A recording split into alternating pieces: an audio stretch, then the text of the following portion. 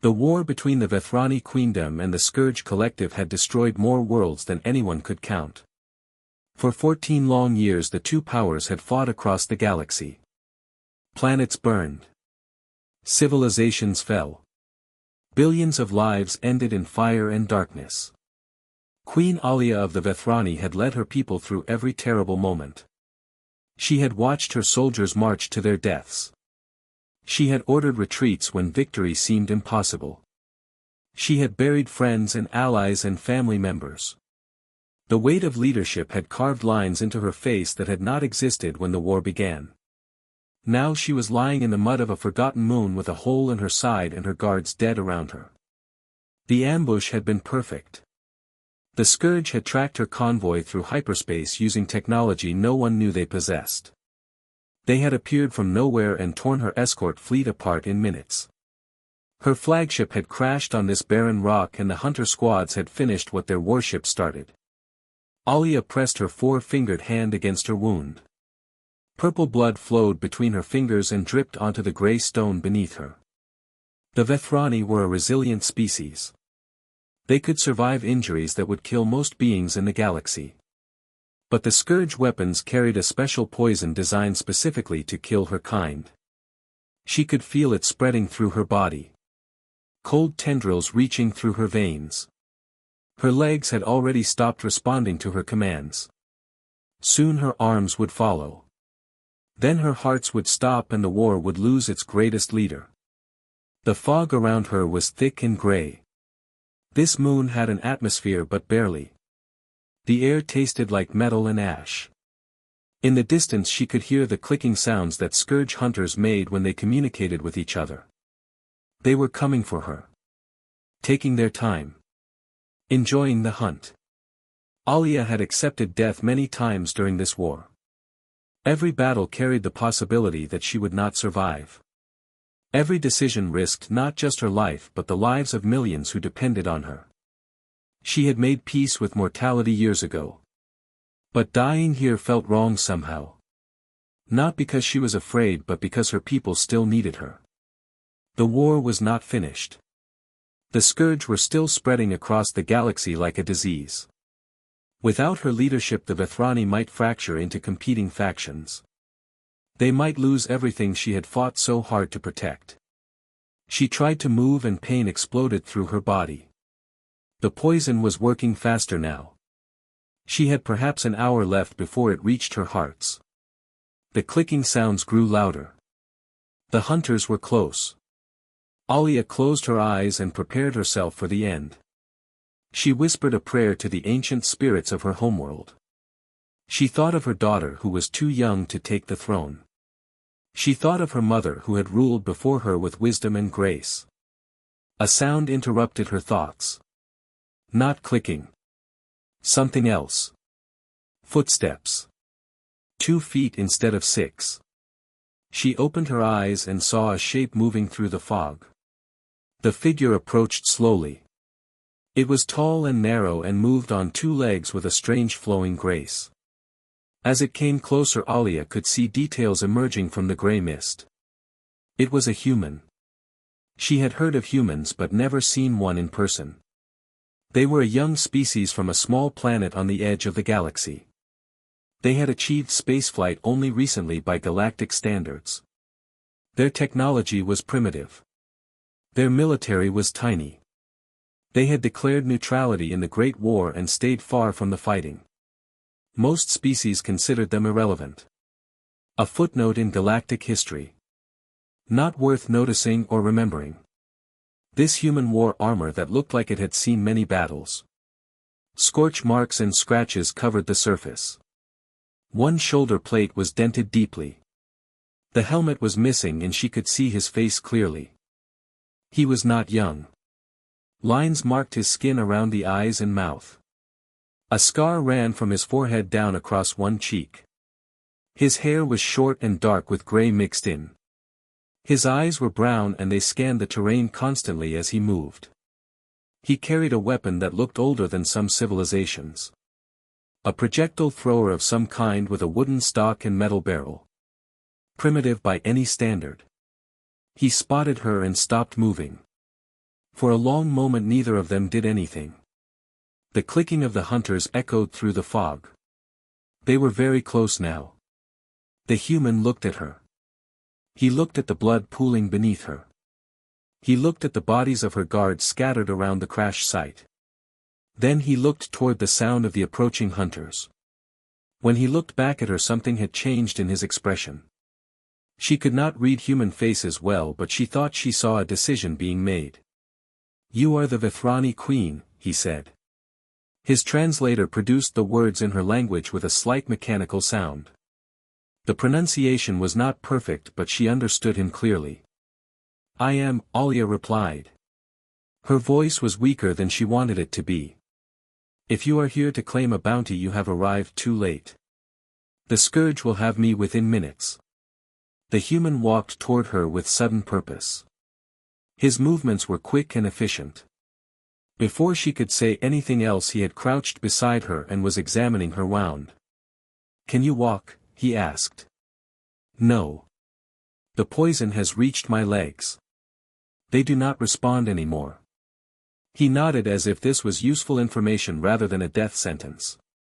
Then he did something she did not expect. He lifted her. The human placed his arms beneath her body and raised her from the ground. He adjusted her weight across his shoulders in a position that she later learned humans called a carry. The motion sent agony through her wound, but she did not make a sound. "What are you doing?" she demanded. "Getting you out of here." "Why?" "I am nothing to your people. Humanity declared neutrality. You have no stake in this war." The human began moving through the fog. He carried her weight without any visible difficulty. His steps were careful but fast. "You are someone who needs help," he said. "That is enough." Alia did not know how to respond to this. In her experience, beings did not risk their lives for strangers without expecting something in return. The galaxy ran on transactions and exchanges. You gave something and you received something. That was how things worked. This human was giving without asking for anything. It made no sense to her. Behind them the hunters discovered her blood trail. Their clicking became rapid and excited.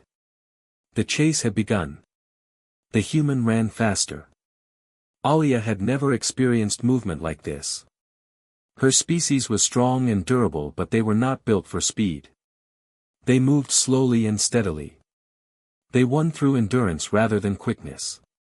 This human flowed across the rocky terrain like water finding its path downhill.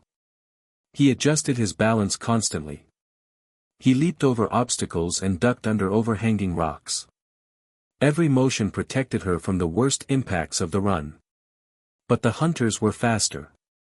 Alia could hear them gaining ground. Scourge hunters had 6 legs and bodies designed for pursuit. They could cover terrain that would slow any bipedal creature. They could see in the fog with senses that did not rely on light.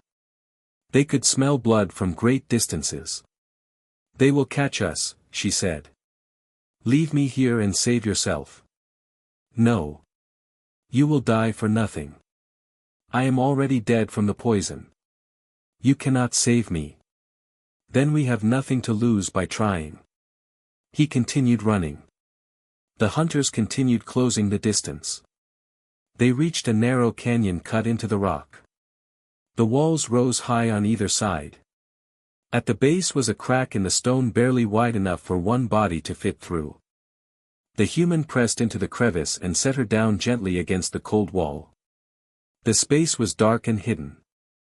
From above it would be invisible. "Stay here," he said. "Do not move. Do not make any sound. What are you going to do?" He checked his primitive weapon and looked at her with an expression she could not interpret. Human faces were strange to her. They showed emotions in ways that Vithani faces did not. "I am going to buy you time," he said. Before she could argue, he was gone. His footsteps faded into the fog.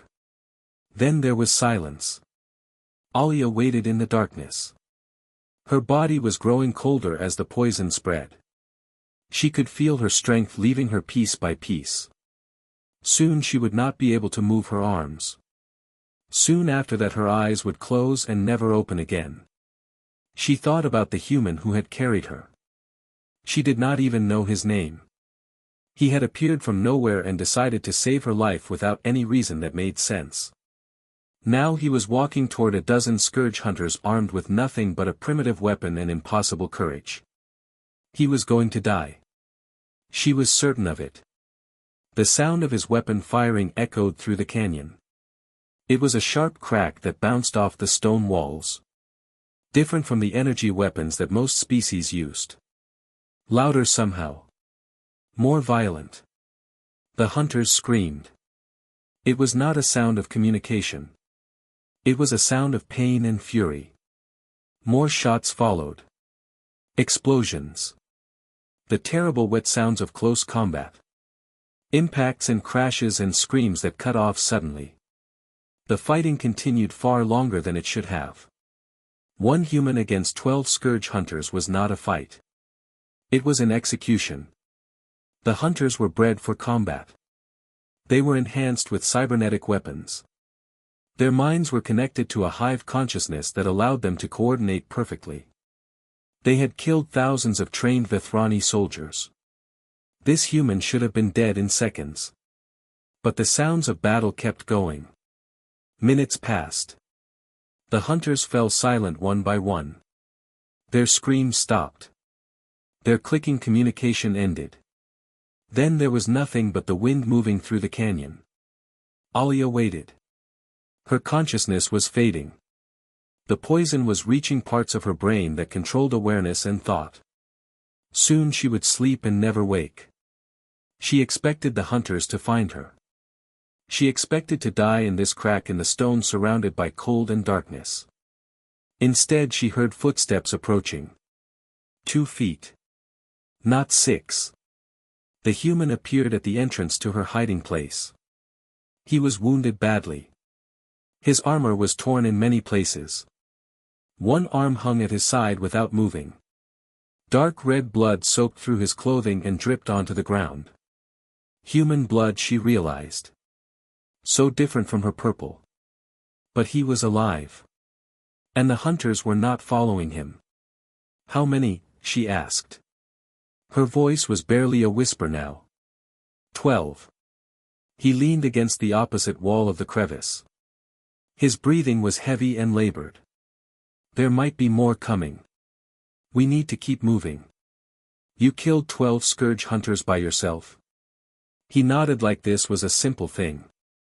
Like it made perfect sense. They were between me and someone who needed help, he said. Alia studied this human carefully. His species was considered primitive by galactic standards. They had no natural weapons like claws or fangs. They had no special abilities like telepathy or energy projection. Their technology was generations behind the major powers. Looking at him now, she understood something that the galaxy had missed. Humans were not weak. They were different. They fought with something that could not be measured or quantified. They refused to accept limits that logic said they should accept. They did impossible things because no one had told them the things were impossible. This human had walked into a battle he could not win and won it anyway. Not because he was stronger or faster or better equipped than his enemies. But because he simply refused to lose. What is your name? She asked.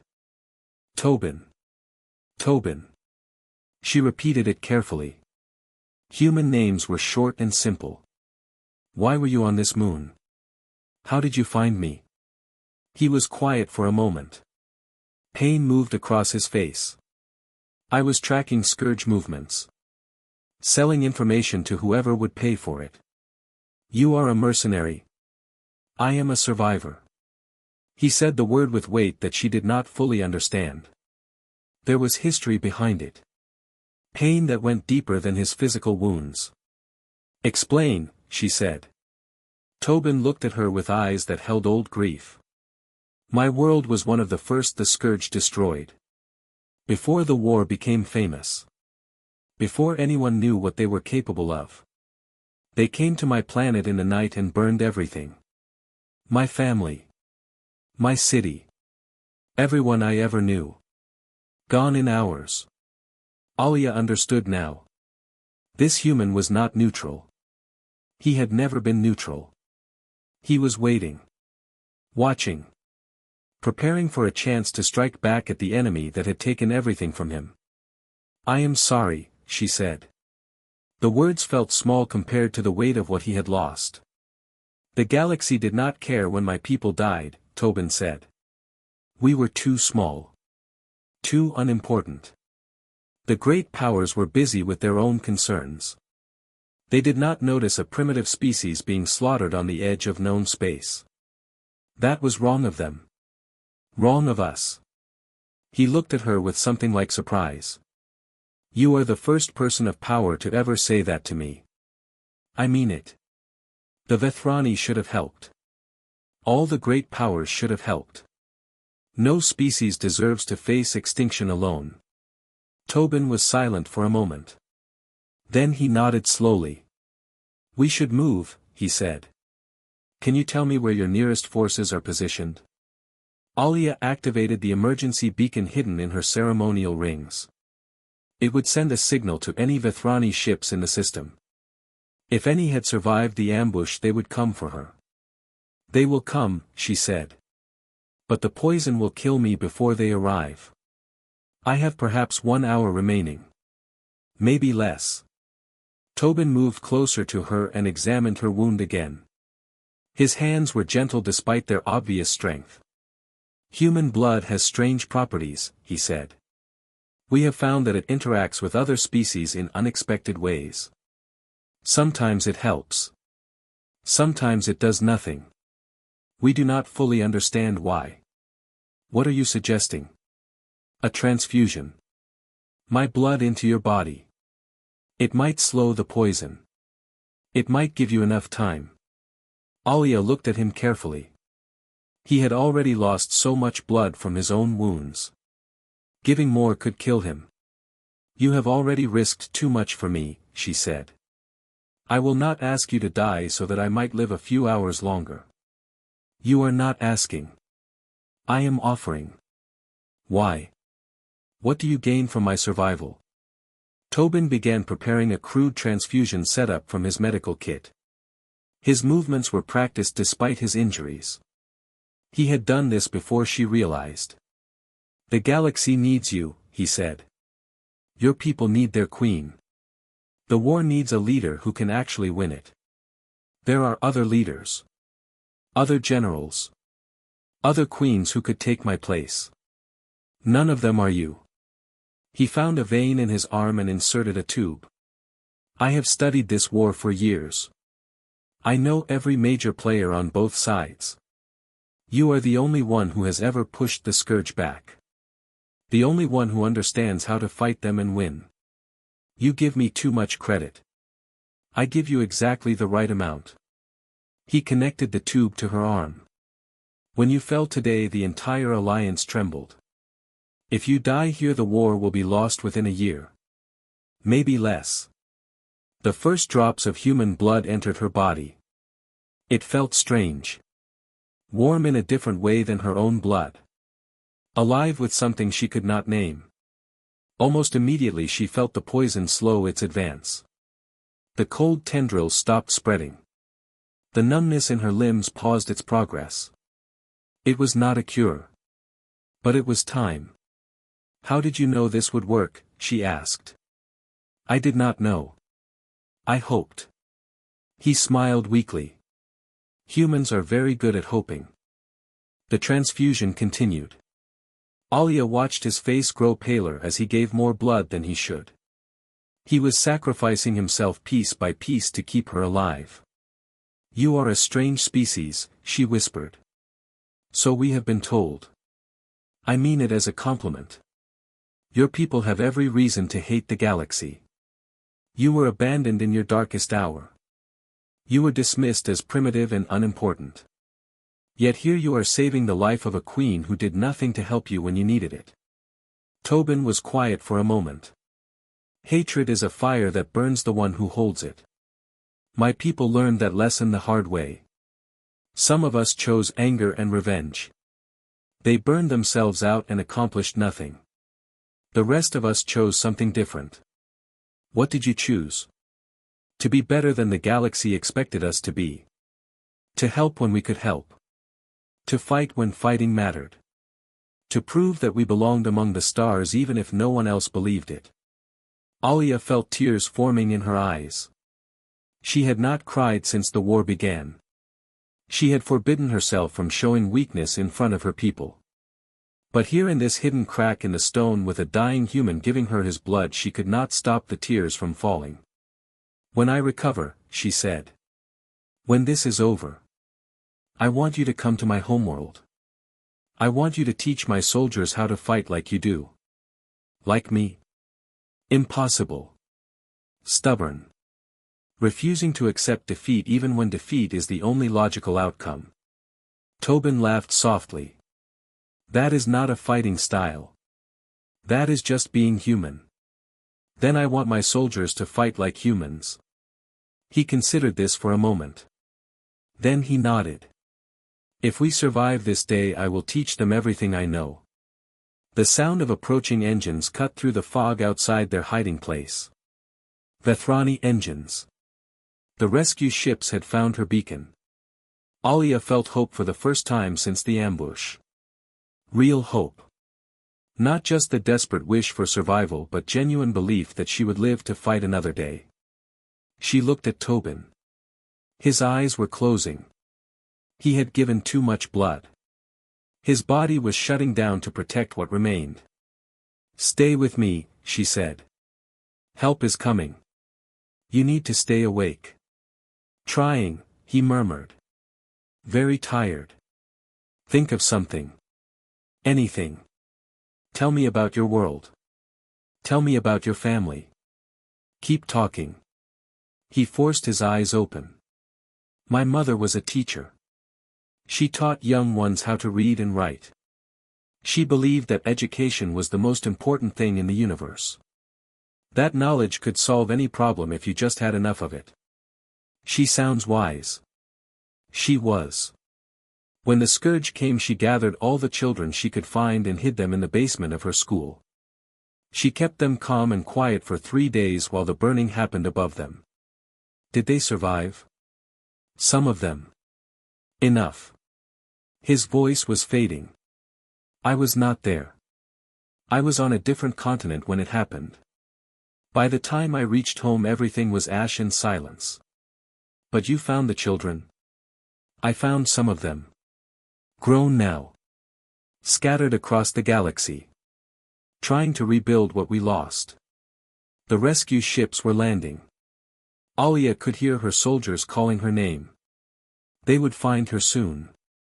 Your mother would be proud of you, she said. Tobin smiled. His eyes closed again. This time they did not open. Alia screamed for help with all the strength she had left. Her soldiers found a hidden crevice and pulled them both into the light. Medical teams surrounded them immediately. Save him first, Alia commanded. He is the priority. Your Majesty, your wounds are more severe. Protocol demands that we stabilize you before treating others. I am giving you a direct order. Save the human first or I will have you all removed from service. The medical teams hesitated for only a moment. Then they began working on Tobin. They had never treated a human before, but they adapted quickly. His physiology was simpler than Vethrani in some ways. His single heart was easier to stabilize. His blood could be replaced with synthetic alternatives. Alia watched them work as consciousness faded from her own body. The last thing she saw before darkness claimed her was Tobin's chest rising and falling with breath. He was alive. They both were. And the war was about to change in ways that no one expected. Queen Alia woke in a medical chamber aboard her flagship. The lights were soft and warm. The air smelled of healing chemicals and clean metal. She was alive. For a long moment she simply lay there breathing. Her body felt strange. The poison was gone, but something had changed inside her. The human blood had done more than slow the toxin. It had mixed with her own biology in ways that the doctors were still trying to understand. She sat up slowly. Her muscles responded properly now. Her legs moved when she commanded them. The weakness that had gripped her on that moon was fading like a bad dream. A medical officer rushed to her side. "Your Majesty, you should rest. Your body is still recovering." "Where is the human?" Alia asked. "The one who saved me. Where is he?" The medical officer hesitated. "He is in intensive care. His wounds were severe. He lost more blood than any human should survive losing. Will he live? We do not know. Human physiology is unfamiliar to us. We are doing everything we can, but his body keeps surprising us. Sometimes in good ways. Sometimes not." Alia pushed herself out of the bed. Her legs trembled but held her weight. "Take me to him. Your Majesty, please. You need rest. I need to see the man who saved my life. Take me to him now." The medical officer knew better than to argue with that tone. She led the queen through the ship to a private medical chamber where Tobin lay surrounded by machines and monitors. He looked small in the bed. Humans were not a large species compared to the Vethrani. Alia had not noticed this when he was carrying her through the fog. He had seemed so much bigger then. So much stronger. Now she could see the truth. He was just a person. Fragile and mortal like anyone else. He had simply refused to act like it. Bandages covered most of his body. Tubes carried fluids in and out. Monitors tracked the beating of his single heart. The rhythm was weak but steady. Alia sat in a chair beside his bed and waited. She stayed there for 3 days. Her advisors came and went. They brought reports of the war. The Scourge were pressing their advantage after the ambush. 3 more systems had fallen. The alliance was fracturing without her leadership. Alia gave orders from the chair beside Tobin. She commanded fleets and approved strategies and made decisions that affected billions of lives. But she never left his side for more than a few minutes. On the 4th day his eyes opened. He looked around the room with confusion. Then he saw Alia sitting beside him and his expression changed to something like relief. "You survived," he said. His voice was rough from days without use. "Thanks to you. I was not sure the blood would work. I hoped but I did not know. It worked. The doctors say I will make a full recovery." She paused. "They also say that you should have died. The amount of blood you lost was beyond what humans can survive." Tobin smiled weakly. "I told you. Humans are stubborn. Stubborn does not begin to describe what you did." Alia leaned forward in her chair. "I have commanded armies for 14 years. I have seen countless acts of courage and sacrifice. I have never seen anything like what you did on that moon. I did what anyone would do. No. You did what almost no one would do.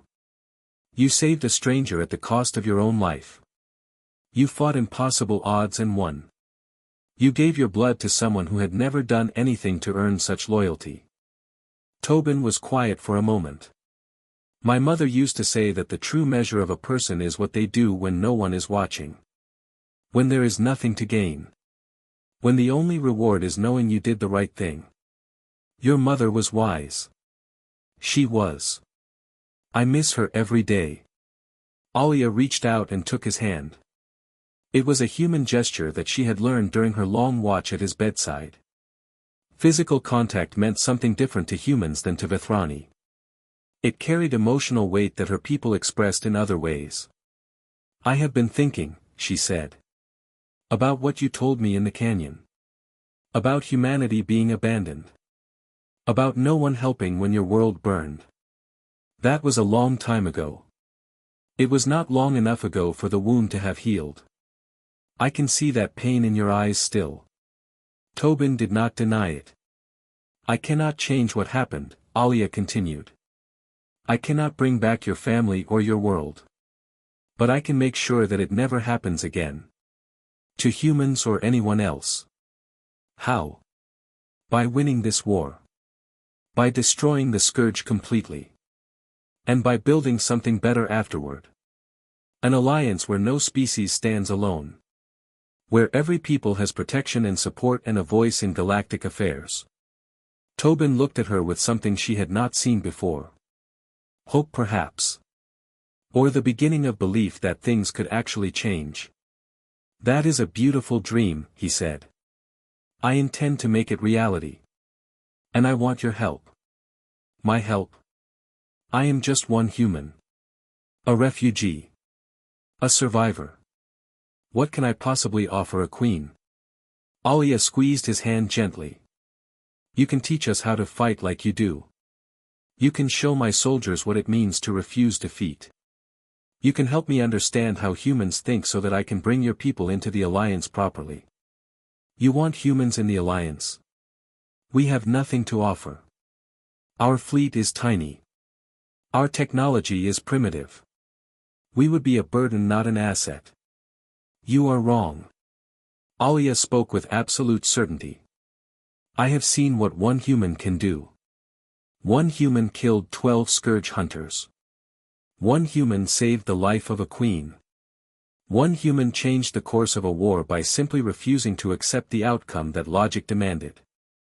She stood and walked to the window of the medical chamber. Stars filled the void outside. Countless worlds. Countless species. Countless lives depending on the decisions made in rooms like this one. Imagine what an army of humans could do, she said. Imagine what would happen if we taught your people to fight alongside the greatest warriors in the galaxy. If we gave them real weapons and real ships and real support. Tobin was silent for a long moment. When he spoke his voice was thick with emotion. You would do that? For us? I would do that for the galaxy. Humanity has proven that it belongs among the stars. It is time for the rest of the universe to see what I have seen. She turned back to face him. Will you help me? Tobin pushed himself up in the bed. His wounds protested, but he ignored them. He looked at her with eyes that had seen too much loss and too much pain but still held room for hope. Yes, he said. I will help you. The war changed after that day. Tobin recovered slowly. Human bodies healed differently than Vethrani bodies. They required time and rest and patience. But humans were also remarkably adaptable. Within 2 months he was back on his feet. Within 3 he was training Vethrani soldiers.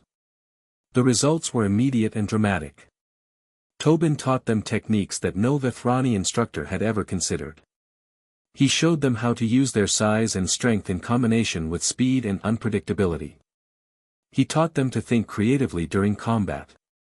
To adapt when plans fell apart. To keep fighting long after logic said the battle was lost.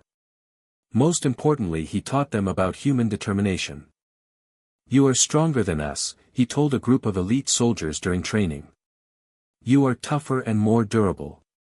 But you fight like you expect to win. You plan for victory, and when things go wrong you lose your center.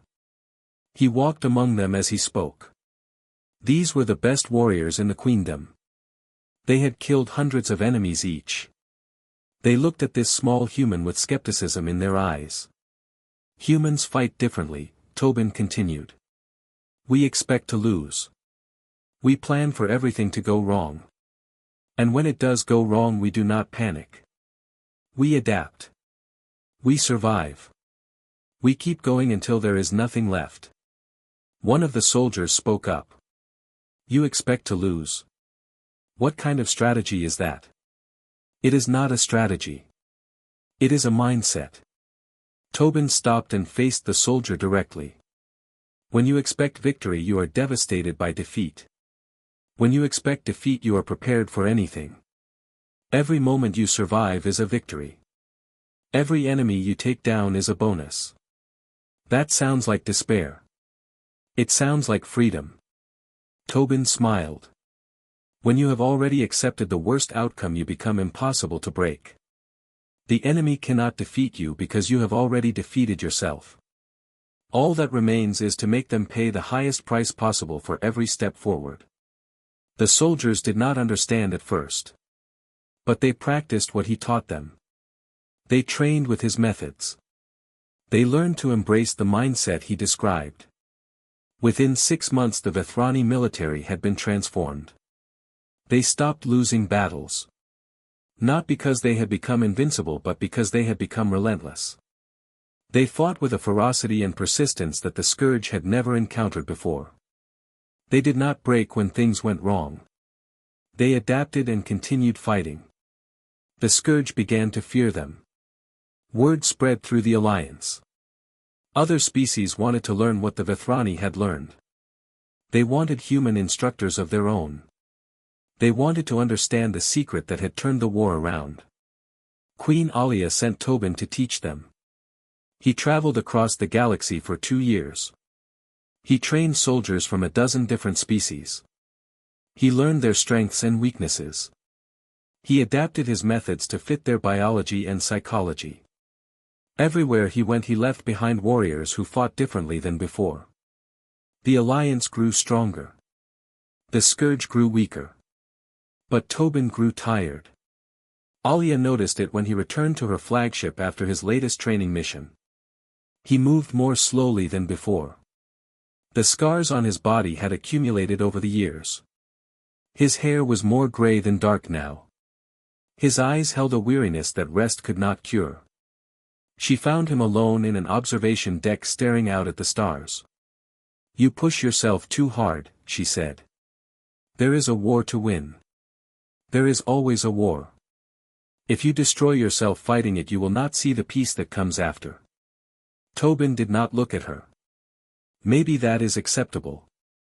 It is not acceptable to me." Alia moved to stand beside him. "You have done more for this alliance than anyone else. You have trained thousands of soldiers. You have developed tactics that have saved millions of lives. You have changed how the entire galaxy thinks about combat. And yet the Scourge are still out there. Still killing.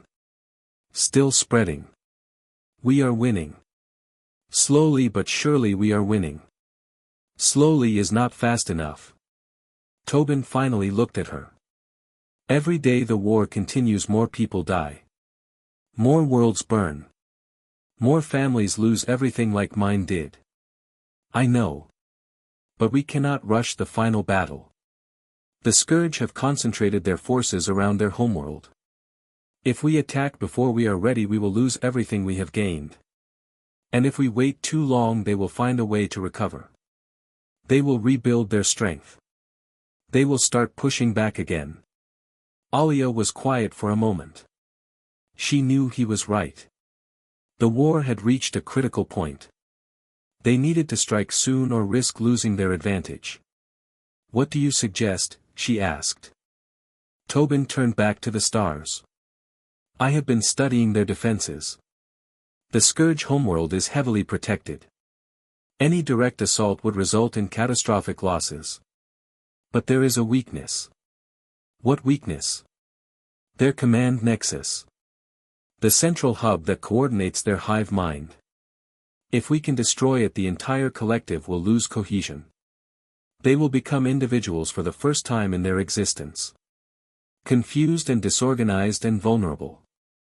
We have considered targeting the nexus before. It is located in the most heavily defended area of their entire defense network. Reaching it would be impossible. Not impossible. Just very difficult." Tobin looked at her again. "A small strike force could punch through their defenses while the main fleet keeps them occupied. 20 ships. Maybe fewer. Moving fast and hitting hard. The casualties would be enormous. Even if the strike succeeded, most of the ships would not survive." "I know." Alia understood what he was really saying. "You want to lead this strike force yourself. I am the best pilot we have for this kind of mission. I have trained for it my whole life without knowing it. You would be throwing your life away. I would be using my life for something that matters. His voice was calm and certain. This is what I was meant to do. This is why I survived the destruction of my world. This is why I was on that moon when you needed saving. Everything in my life has led to this moment. Alia felt tears forming in her eyes. She had grown close to this human over the years. He had become more than an advisor or a trainer. He had become a friend.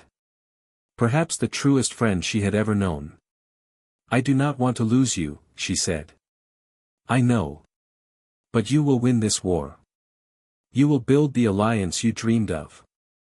You will create a galaxy where no species stands alone. That is worth any price. Not any price. Not this price. Tobin took her hand. The gesture still felt strange to her, but she had learned to appreciate its meaning. My mother told me something else before she died, he said. She told me that the greatest gift we can give is ourselves. Our time. Our energy. Our lives if necessary. When we give ourselves completely to something that matters, we become part of something larger than ourselves. We become eternal. That is beautiful, but it does not make your death acceptable. My death is already acceptable to me. I made peace with it years ago on that moon when I decided to save you instead of running. I have been living on borrowed time ever since. Alia could not argue with him. She had seen the same acceptance in his eyes from the first moment they met. He had been ready to die then, and he was ready to die now. The only difference was that now his death would mean something. Promise me one thing, she said. Anything. Promise me you will try to survive. Not sacrifice yourself unnecessarily. If there is any chance of coming back, you will take it. Tobin smiled. I promise. Humans are very good at surviving. Even when it seems impossible. The final battle began 3 weeks later. The Alliance fleet was the largest ever assembled. Ships from 12 species filled the void around the Scourge homeworld. Weapons charged. Crews ready. Everyone knew that this was the end one way or another. Alia commanded from the bridge of her flagship. She watched as the main fleet engaged the Scourge defenses. It was brutal and bloody, and exactly as they had planned. The enemy focused all their attention on the massive force attacking from the front. They did not notice the 20 small ships launching from the opposite side of the battlefield. Tobin led the strike force personally. His ship was at the front of the formation. His voice came through the communication system, calm and focused. Strike team moving to phase 2. Enemy has not detected us yet. Alia watched the tactical display as the small ships accelerated toward the gap in the Scourge defenses. They were moving faster than any ships should move. Tobin had modified their engines personally using techniques that human engineers had developed. The Scourge finally noticed them. Interceptors launched from defensive platforms. Weapons fire filled the space between the strike force and their target. Ships began falling. Strike team down to 15 ships, someone reported. 12 ships. 9 ships. 6 ships. Alia gripped the arms of her command chair. Every lost ship represented friends and allies and brave souls who had volunteered for this mission knowing they might not survive. 3 ships. 2 ships. 1 ship remaining. It is Tobin. His voice came through the communication system one more time. I am going to need about 30 seconds of distraction. Alia immediately ordered her entire fleet to concentrate fire on the area around the command nexus. It was wasteful and desperate, but if it gave Tobin any chance at all, it was worth the cost. The Scourge defenses turned to address this new threat. For just a moment the pressure on Tobin lessened. He used that moment perfectly. His ship crashed into the command nexus at full speed. The explosion was visible from across the battlefield. A brilliant flash that outshone everything else for a single heartbeat. Then the Scourge began to fall apart. Without the hive mind coordinating their actions, the individual Scourge units became confused and disorganized. Some fled. Some attacked randomly. Some simply stopped responding entirely. The Alliance fleet pressed forward. Within hours the battle was over. The Scourge Collective had ceased to exist as a military force. The war that had lasted 14 years ended in a single day. Alia felt nothing but emptiness. She had won. Everything she had fought for was finally achieved. But the cost was too high. The price was too heavy. Tobin was gone. Search teams swept the debris field for hours. They found wreckage and bodies and destroyed ships. They did not find any survivors from the strike force. Alia returned to her quarters and allowed herself to grieve in private. She wept for the human who had saved her life. Who had taught her people how to fight. Who had changed the galaxy and asked for nothing in return. 3 days later a signal was detected from a small moon at the edge of the system.